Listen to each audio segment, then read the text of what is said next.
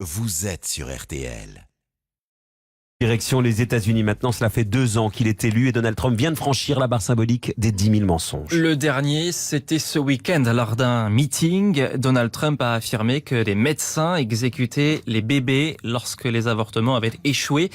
Philippe Corbet, vous êtes aux États-Unis pour RTL. Donald Trump en est donc à 10 000 mensonges en 2 ans. Oui, et ça s'accélère puisqu'il avait passé la barre des 5 000 en septembre dernier, si on se fie à ce relevé méticuleux du Washington Post. Donc il a autant menti ces 7 derniers mois que pendant la première année et demie de son mandat. Au début, c'était en moyenne 5 mensonges par jour.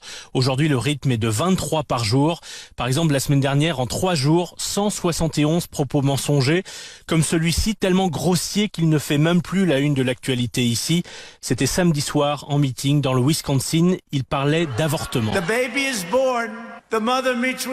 Le bébé naît, la mère rencontre le médecin, ils s'occupent du bébé, ils emmaillotent magnifiquement le bébé, ensuite le médecin et la mère déterminent s'ils vont exécuter le bébé.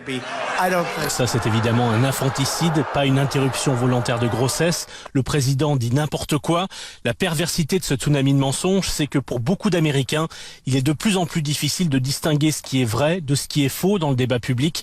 Et c'est cette confusion que recherche le président. Philippe Corbet, correspondant de RTL aux États-Unis.